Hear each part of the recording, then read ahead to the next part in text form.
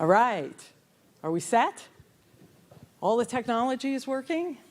If you want to see the app, the PowerPoints on your app, please go ahead. Good morning, Chicago.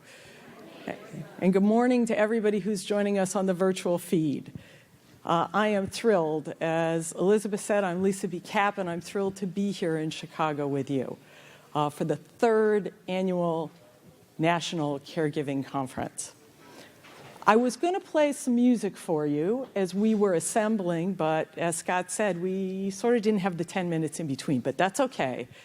The music I was going to play for you, you can get the handout on the app for the music. The music I was going to play for you is a song called Titanium. And the song speaks beautifully to caregivers. It's a song that was produced and co-written by David Guetta, and it speaks about our inner strength. It talks about the need for caregivers, because I view it as a caregiver message. It speaks about the need for us to be strong-willed and strong-hearted in the face of difficulty. It tells us that we need to stand and not fall. It uses symbolism and metaphor, but the chorus of the song, and it's very upbeat for those moments in caregiving where you need a shot in the arm, the chorus tells us, I'm bulletproof. I have nothing to lose. Take your aim, fire away. You shoot me down, but I get up. I am titanium.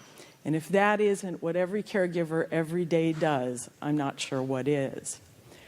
I'll give you a little history. I found caregiving.com mid-last year, and I attended the first national conference here in Chicago in the very seats you're sitting in last November. It was my first introduction, and what I found was when I left Chicago after 2 days of this conference, headed back to my home in Phoenix, Arizona, although I was ridiculously cold, not unlike today with the snow, I left feeling like I had found my community, like I had found the people I didn't have through my role as caregiver. I left with some of the most profound and deepest relationships I had had in my tenure as caregiver. As I went through the 2 days of the conference, through this incredibly rich agenda, full of speakers giving me all kinds of information and inspiration about caregiving, what I found is I'd sit down in one of the rooms and start talking to someone, and they understood my caregiving highs and my caregiving lows, sometimes without even sharing our stories. You are surrounded in this conference by people who understand deeply your journey. I want to take a moment and I want to recognize, she's out in the hallway, Denise Brown, the incredible woman who makes this possible. Denise is the Energizer Bunny of caregiving.com, right? She is our fearless leader and a tireless champion for people who walk a caregiver's path. I'd also like to take a moment and recognize anyone who is a current caregiver, because we know how hard it is to take time for yourself when you're caregiving. And so whether you're here in the room or on the virtual feed, I want to recognize you as well. As I said, I'm Lisa B Capp. I'm a writer, I'm an activist, and a dementia caregiving survivor after an 18-year journey through dementia with my mom, Vera, before she passed away in 2015. My mom came to live with my husband, Tom, and me after my dad passed away, and that started our caregiving experience. Professionally, I've grown up in high-tech consulting. I've traveled the globe working with senior leaders of business, government, and nonprofit organizations, and each and every one of them were focused on change. They wanted to change their business model, their organizational structure, their very bottom line business results. And although I was able to assist my clients in achieving transformational change that they were after, I found it much more difficult to manage the transition of change into the role of caregiver for my mom. I've learned many lessons moving from the boardroom into the caregiving space. And although both are difficult in different ways, I think the toughest job is caregiver, I'll be honest. And it's the reason why I want to spend time with you today, my time with you today, focused on how we as caregivers can change our concepts and our perspectives, the concepts and perspectives that can be the most debilitating in caregiving, how we can change those concepts to be uplifting and to encourage us to be our best selves. So I'm going to ask you to engage in a little bit, whoops, I got to point down here. I want to ask you to engage with me in a little bit of audience participation. I promise you it will be painless. So I'd like to ask you, well, actually I'm going to tell you why we're going to do it first. We're going to do it because it's critically important for us to recognize that we are at different stages of the journey of caregiving. And when we're at different stages, we are really only ready to move into the next stage of caregiving when we're ready.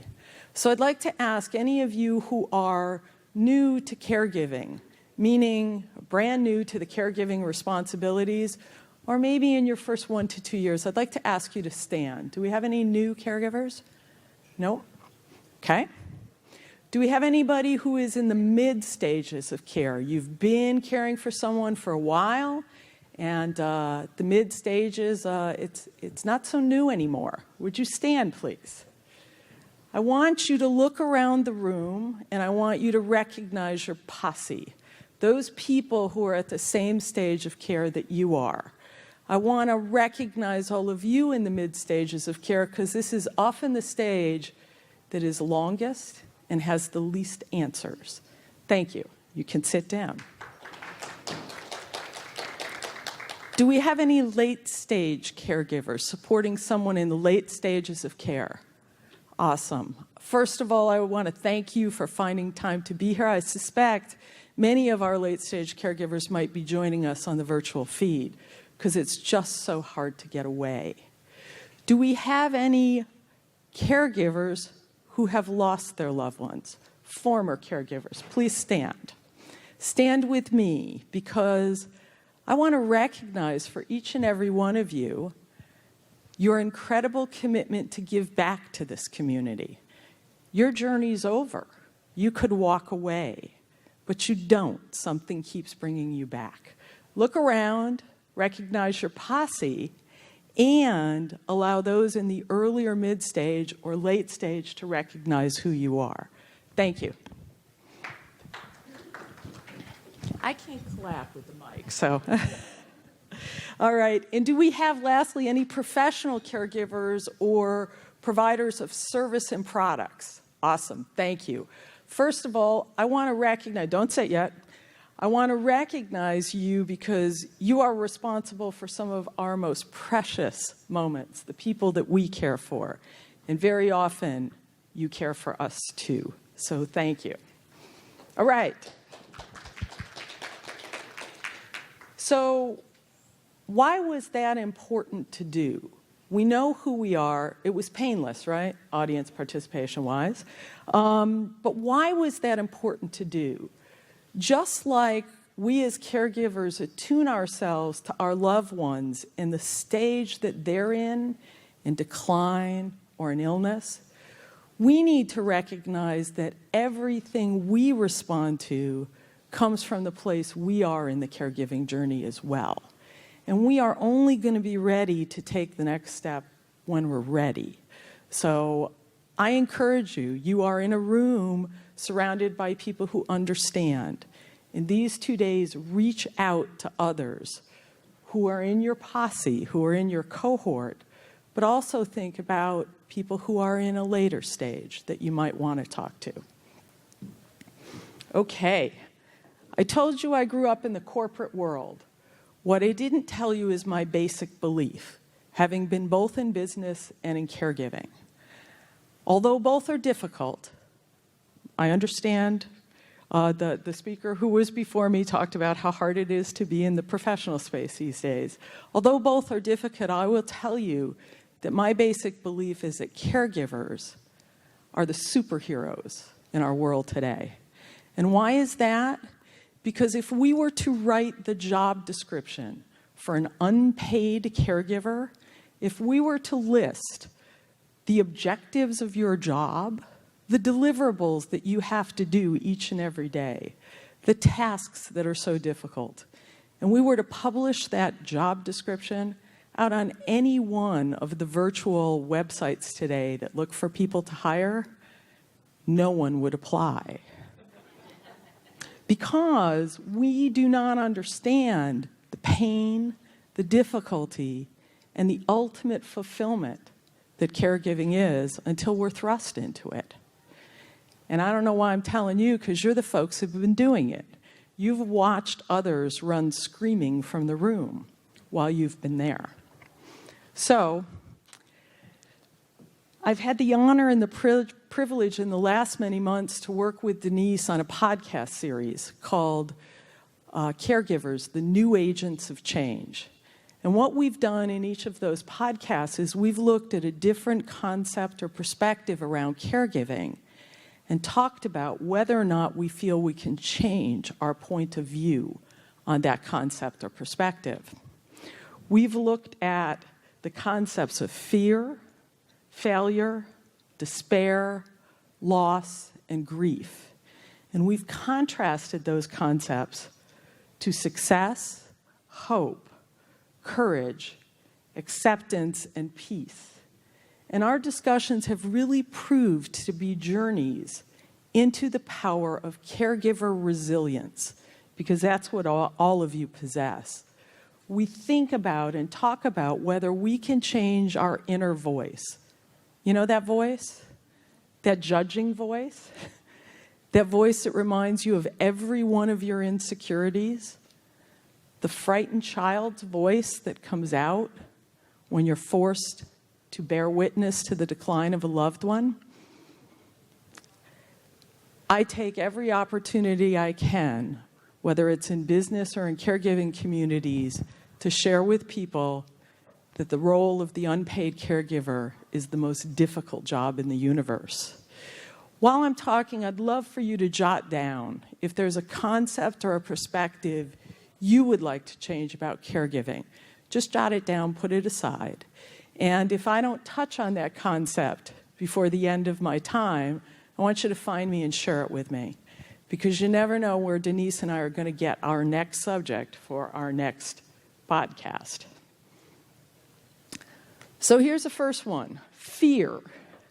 So how many of you have assumed that position in caregiving? You're either hiding under the covers or under the pillows and hoping the world will just go away. What might we hear a caregiver say in a moment of fear? Can't handle it. I live in constant fear. I live in fear that you fill in the blank. The illness, the injury, the disease, the decline, the age of my loved one is turning them into a different person. And I fear I'm becoming a different person too. They don't much like who I'm becoming. Can I really change the concept of fear?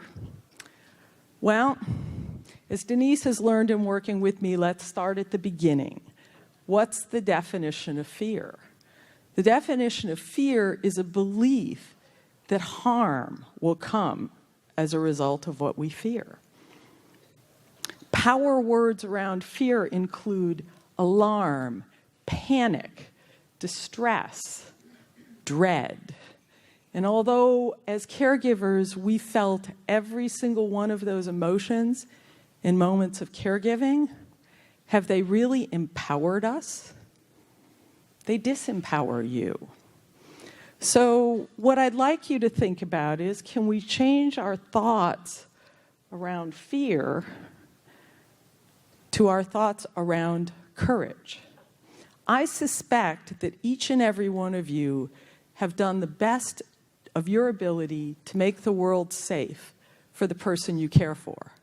And although, especially in caregiving, we learn over and over again the lesson of you can't account for everything, what we can account for is that you are doing your very best. So I'd like us to think about courage and the definition of courage. It's the ability to do something that frightens you, to take that next step in the face of your fear. Power words around courage include nerve, daring, fearlessness, and grit. And although I suspect each and every one of you in this room, just like me, have had your moments that you weren't terribly proud of in caregiving, I suspect that the moments where you reached deep and found your courage far outweighed the ones that you gave in to your fear. For me, the most defining moment of courage in caregiving was when I had to accept that my mom would never return home to live with us. Of our 18-year journey with my mom, 9 of those years was spent living with my husband and I, and the other 9 was spent in a full-term memory care facility. You see, my mom and I were very close, and I knew what she wanted. I knew what she desired. And out of my care and my love for that desire, I let the caregiving situation come to crisis.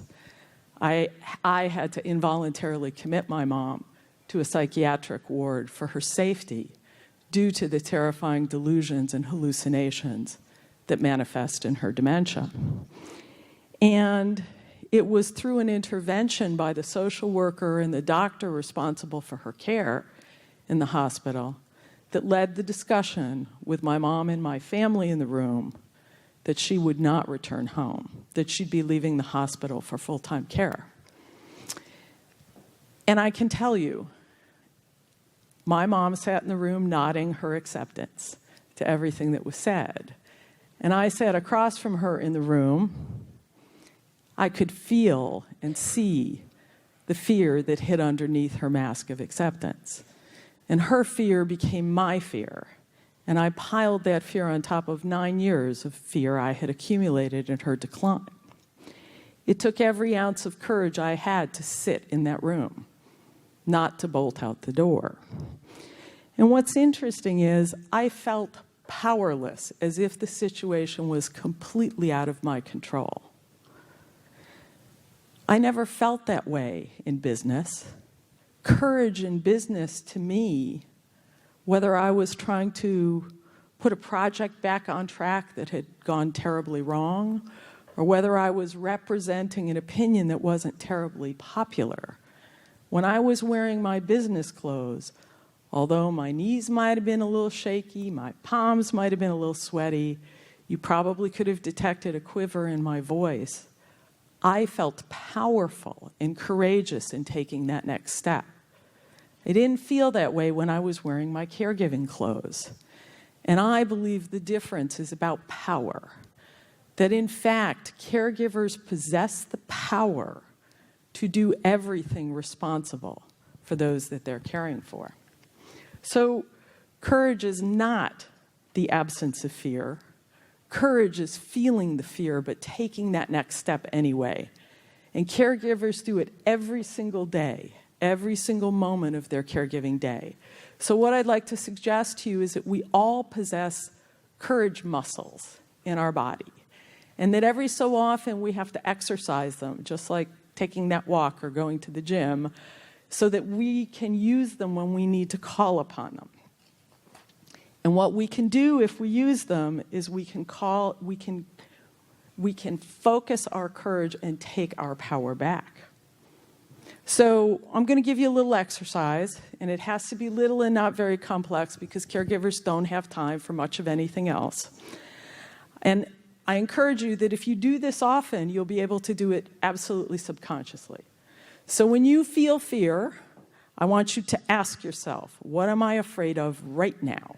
What am I afraid is going to happen right now? Not tomorrow, not next year, not at the end of this journey.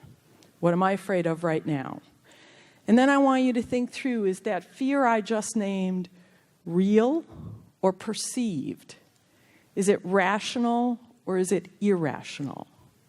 Will harm really come to me, my loved one, or anybody else as a result of the fear I'm feeling right now? And then I want you to question what's possible. What can I do in this moment right now to change what's happening? And then I want you to reflect. How will I feel when I look back on this moment? Will I be proud, or will I wish I had a do-over? So what I suggest to you is if you can step through these 4 simple things, if you can ask, if you can think through, if you can question and you can reflect, you can do it whether you're in a caregiving moment or a caregiving crisis, because it will just come naturally to you. The point of this is to take back your power. So if I were to share with you that exercise in the situation I told you about with my mom in the hospital, I will tell you that I was afraid for my mother, but I was also, I'm ashamed to admit, afraid for myself. So for my mom, I didn't think she'd be happy moving to full-time care. What I didn't know is she was growing fearful of being home alone while my husband and I were working. I was also afraid for myself because although in the 9 years that my mom lived with us, I knew absolutely nothing about caregiving, I quite fancied myself a caregiver. And the thought of losing control or having someone else step in was beyond what I was willing to do in that moment. So I can tell you my fears for both my mom and myself were perceived and irrational. Why? Because it was the right decision to provide safety for my mom and to give my husband and I, as multi-year veterans of caregiving, a break, and also for us to recognize we had far exceeded our abilities to care for my mom safely. I didn't feel that way in the moment. None of us will in caregiving, right? It's only on reflecting back and understanding that it was necessary to make the best decision for all of us.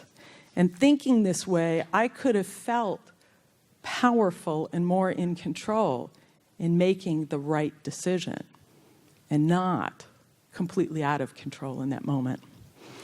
I'll share with you, for Native Americans, the symbol of courage is the morning star. And the reason it's the morning star is because it's the brightest star in the sky at dawn. Caregivers understand those hours of dawn very well. They're often when you're up, worrying, and your fears grow larger than life. But somehow you are able each and every morning to set aside those fears, to face another caregiving day. Courage is really about intentional choice. If you walk away with anything, I want you to walk away with that. The courage you demonstrate to stick up for yourself and for your loved one. The courage you have to define your own version of success as a caregiver versus trying to live up to someone else's definition. Because you are in the room. You're the one dealing with the crisis, and you're doing your very best. How about despair? Have you felt despair as a caregiver? What we might hear a caregiver say is, I've reached my lowest low.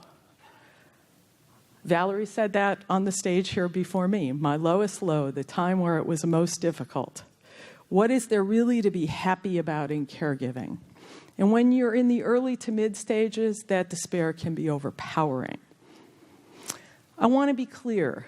Depression is a clinical state. If you or anyone around you believes that you are clinically depressed, and oh, by the way, becoming an unpaid caregiver to someone you love is an easy source of that.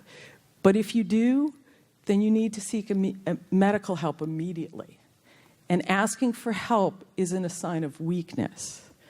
It's a sign of one step forward towards your best self, and it's also a step into the ability to be there for your loved one. So if it's not clinical depression, if it's normal despair over fulfilling the job description of unpaid caregiver, then let's talk about what the opposite of despair is. The opposite of despair is hope. What do you hope for when you support a loved one in a caregiving role? Last November, right after this conference ended, Denise ran a survey on caregiving.com asking that very question. And some of the answers were, I hope I can continue. I hope I can see that my life is purposeful, meaningful, and mine. I love that one. I hope I can recognize that I'm doing my best. I hope when my mom gets out of this, she'll know who I am.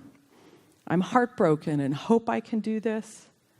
I cannot let her feel hopeless because that's not who she is. Powerful statements about hope. And what we need to recognize is that hope is fluid, and hope changes as you move through those stages of caregiving. Because like anything else in caregiving, hope involves at least two people with different perspectives about the situation that they're in. One of my favorite quotes, and if anybody at this conference know who said this, please find me, because I want to give them credit. I cannot smell hope, taste it, or see it.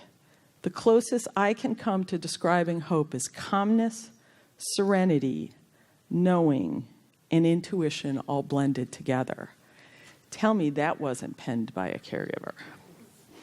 I've held several beliefs about hope through the journey with my mom before her death. It started with hope that what I saw in my mom's behavior wasn't really there. Then once confirmed, I hoped for a cure. Hope evolved into thoughts that today would be better than yesterday for my mom and for me. Hope that my mom would find a moment of lucidity or recognition, and hope I could find patience and grace within the absurdity of dementia. Human nature drives us to search for hope in the face of adversity. And what is caregiving but a perpetual journey through adversity? I submit to you that the strength to walk a caregiver's path has its roots in hope, not in despair. Oops, point it down. Failure.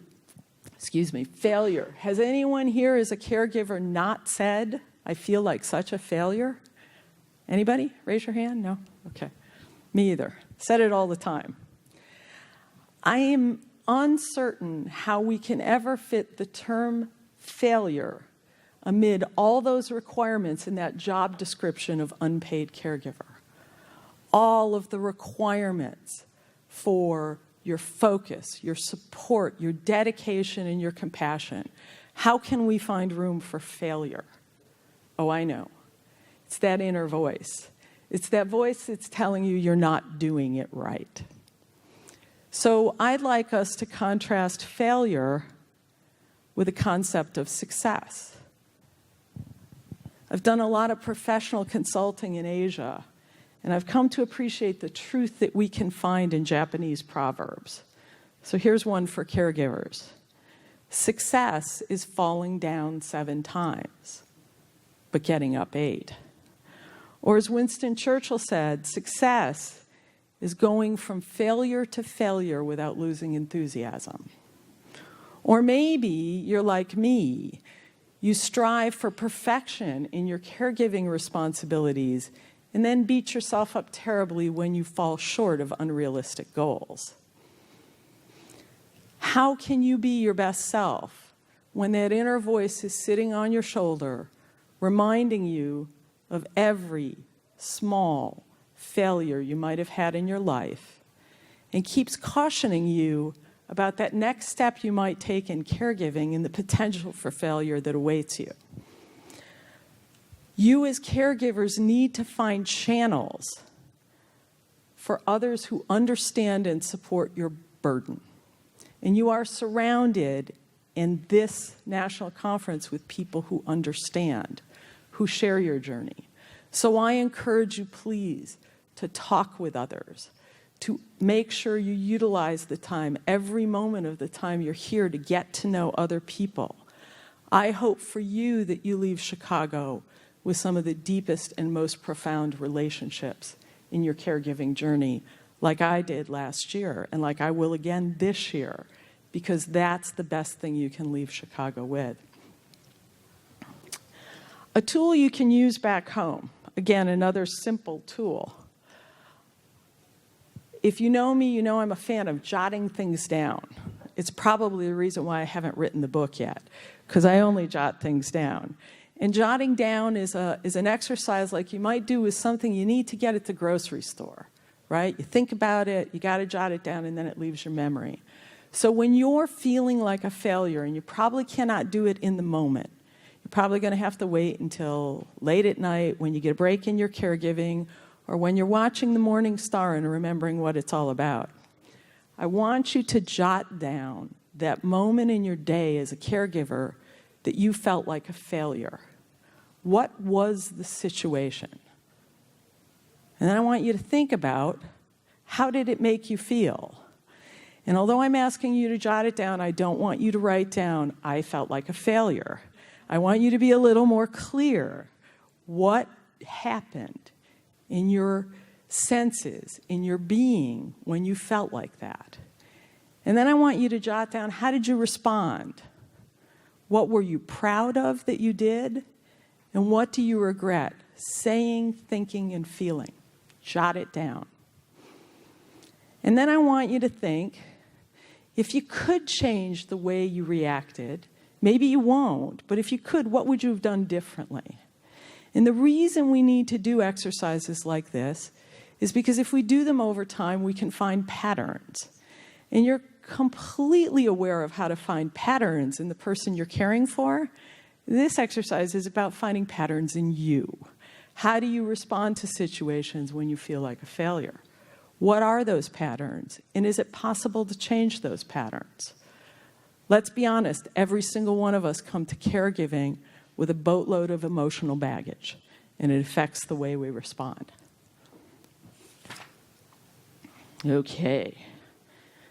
I don't know about you, Denise, but the toughest podcast I think we've done so far is on the subject of our perspectives as caregivers around loss and acceptance. As caregivers, death can be the ultimate event we have to face with our loved one. It may be our reality. And so why is it so hard to talk about this? I suspect it's hard to talk about it because caregiving is a partnership. It's both a process that is collaborative and yet codependent. The feelings one partner and that collaboration may have about facing decline and death can be distinctly different from the other partner's feelings about facing loss. I told you I grew up in high tech. I was a follower of Steve Jobs for years. I wouldn't say he was a role model for the way he lived his life, but I do respect the way he shared with the world his liver transplant, his journey through pancreatic cancer, and ultimately the way he faced his death. In 2005, 5 years before his death, Steve Jobs did the commencement address at Stanford, his alma mater, and he shared the following perspectives with those new grads. Remembering you'll be dead soon is the most important tool I've ever encountered to help me make the biggest choices in life, because almost everything just falls away in the face of death, leaving only what's truly important. Remembering that you're going to die is the best way I know to avoid the trap of feeling you have something to lose. You're already naked. Death is a destination we all share. No one has ever escaped it. It is life's change agent. So I submit to you, we are all human beings, aren't we? We are all human beings. We celebrate life and we fear death when it enters our consciousness. And caregivers find illness and decline to be inescapable reminders of mortality. I think this really defines the complex coexistence between caregiving and death. It's quite a paradox. We are alive and undiagnosed. Maybe we're diagnosed with some things, but we're not diagnosed with what that person we're caring for has. And the other person in our care is alive but declining. So we can only translate how we feel through life's prism. We know no other way, but for those facing death, they must be looking through a completely different prism as their thoughts about death evolve. The truth is, when we fear death, we stop living even for a little. Thinking about my mom's death throughout our journey together through her care never put me at peace. Although I know she tired of how debilitating her disease became, I couldn't see her death as relief from her suffering. Instead, when thinking about her death, I selfishly measured my loss, the loss of her company, the loss of our time together, even though our lives had evolved through her decline, the loss of her green eyes shining back at me, and the loss of those moments when she could convey to me with, and ultimately without words, I love you. Although I knew my mom wanted to be reunited with my dad in her death, I couldn't find peace in her passing. It's pretty selfish, isn't it? But I think it's the example of that complex dance we all face when we're looking at death. And for those of you who might be supporting a spouse or a partner, you must know an even greater depth of pain and a longer journey to acceptance. When I think about Stephen Jobs' evolution and his thinking about dying, I think regrettably, I could have been more supportive to my mom as she approached her death. She had come to peace with a decision I was pushing away because I feared. And oh, by the way, I had 18 years to prepare for it. I didn't prepare very well. I want to be clear, I'm not discounting or diminishing the concept of grief. We're going to talk about grief in a moment. The grieving process is a critically important transformative step. What I'm talking about is the time that we spend during life fearing death. Knowing that grief will come no matter what we do to avoid or prevent it, how can we as caregivers change our concepts around death? I'd like to ask us if we could change our concept from the fear of loss, which is what we as caregivers fear, to the acceptance of death as an outcome from the journey. As caregivers, we have the unbelievable opportunity to escort a loved one through the most difficult part of life's journey, to appreciate that we are fully there for someone, able to hold their hand through something, the most difficult something in our lives. It's powerful, and it should remind us of what Stephen Jobs tried to tell us before he died. It's our need to define what's really important in life prior to death and loss. So there are no words for it. Loss is paralyzing. No matter what we do, the loss we're going to face of a loved one, especially if you've been engaged long-term in care, is debilitating. And the end of caregiving, it isn't freedom. It's grief. After a long and debilitating decline, you're probably then faced with a long journey of grief. If we accept that all life includes loss, then we should be open to what that means for us in the way in which we're going to accept that after death.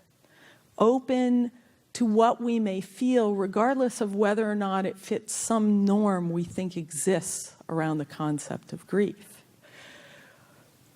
We may feel relieved after a loved one passes after a long and debilitating decline. Or, even if we weren't responsible for care, after loss, we may feel that that person's death blows a hole in the center of our soul. Or, instead of feeling sad, we may just feel numb for a while. And we need to accept that however that acceptance is going to manifest for us, it's okay. It's the way in which we are going to move through the journey of grief. Dr. Kubler-Ross taught us about 5 distinct stages. Everybody knows the stages Dr. Kubler-Ross taught us. Dr. Ross developed those stages as a way to educate the living to listen to the needs of the dying as they face death. But Dr. Ross's work has been applied to so many things, it gets a bit misconstrued. I prefer the concepts of Dr. Susan Delaney from the Irish Hospice Foundation. Dr. Delaney tells us that grief is not conveniently structured, nor does it move to any endpoint. And for any of us who have experienced grief, we know that to be true. Dr. Delaney instead likens grief to the image of a dark mass within a jar. As time goes on, Dr. Delaney tells us the mass, which represents our grief, doesn't diminish, but the jar, which represents our emotional capacity, gets larger. She argues that it's not our feelings of loss that disappear or begin to fade, but rather that we start to grow emotionally and become able to fit other things around our grief. When we're ready to fit feelings for other people, other passions, and other activities, if we grow around our grief, we become larger, Dr. Delaney tells us. In the end, our feelings of loss become only one part of an enlarged mental and emotional space. I love this concept. It doesn't distill the very complex concept of grief down to some linear set of steps we're supposed to check through, and when we get done, it's over. It's clear there's no right or wrong way to do grief. We need to simply accept whatever form it takes for us. What we all seek after loss is some kind of peace. And I think it's important to recognize that peace is not forgetting. Peace is not just moving on, nor is peace an unfair reaction to losing a loved one. Peace, I believe, is essentially our best effort to seek space within our jar, our ability to make our jar larger so that we can fit other things around our grief, other people, other activities when we are ready. I think that this allows us to move along the journey of grief, not through it, in parallel with our grief. And I think W.S. Merwin summed it up beautifully in the poem Separation. Your absence has gone through me like thread through a needle. Everything I do now is stitched with its color.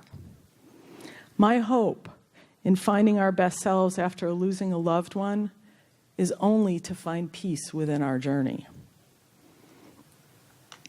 If you did write down a concept I didn't touch on that you'd like to change about anything about caregiving, please find me. I'm here for the 2 days of the conference, and let me know, because we'll be looking for the next one.